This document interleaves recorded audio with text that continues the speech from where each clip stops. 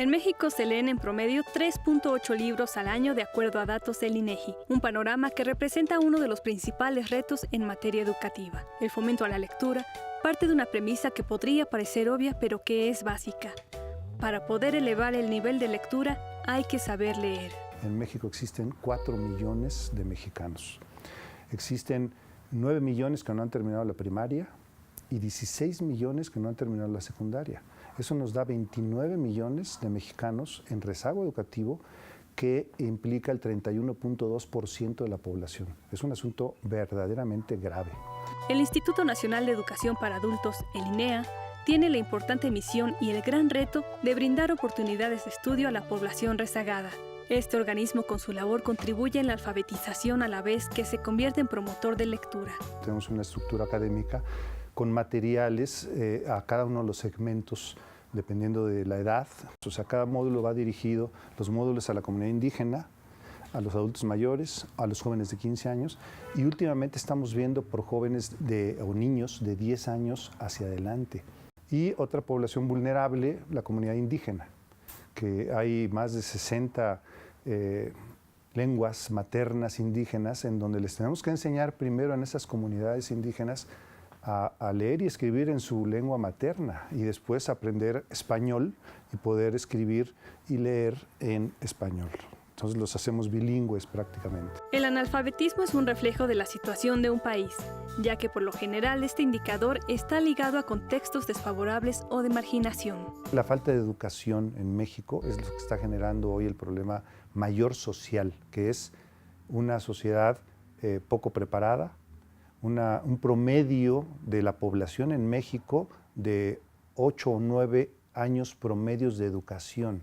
Esto es gravísimo porque los países que hoy tienen una economía sólida, y justamente entre las 15 economías del mundo, tienen por lo menos 13 años de educación promedio. Estamos muy mal en valores en México y por eso explica la criminalidad, la violencia, los feminicidios, una sociedad que no respeta la ley, y eso es sumamente grave.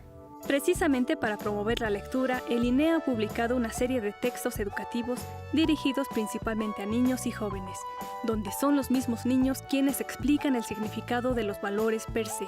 Esta estrategia se puso en práctica en Estados Unidos hace más de 20 años, contra el que era su primer problema social, el racismo. Y los resultados están a la vista. Tuvieron que esperar una generación de 20 años, de 25 años, para que llegara un presidente de color, Obama, a presidente de Estados Unidos. Es decir, funciona. Lo que pasa es que aquí no hemos empezado. Y cuando empecemos, aquí en el INEA vamos a empezar apenas con estos valores. Y vamos a tener que esperar 20 años para que tengamos una sociedad mejor, con más cultura cívica, que sepa y respete la ley.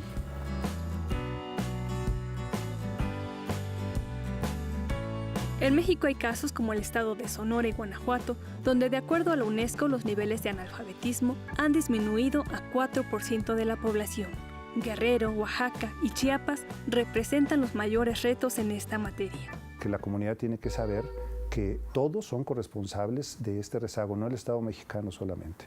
Para educar a los hijos, la primera responsabilidad son los padres de familia. Después el Estado mexicano, y eso implica el gobierno federal, el gobierno estatal y los gobiernos municipales. Y después la sociedad toda.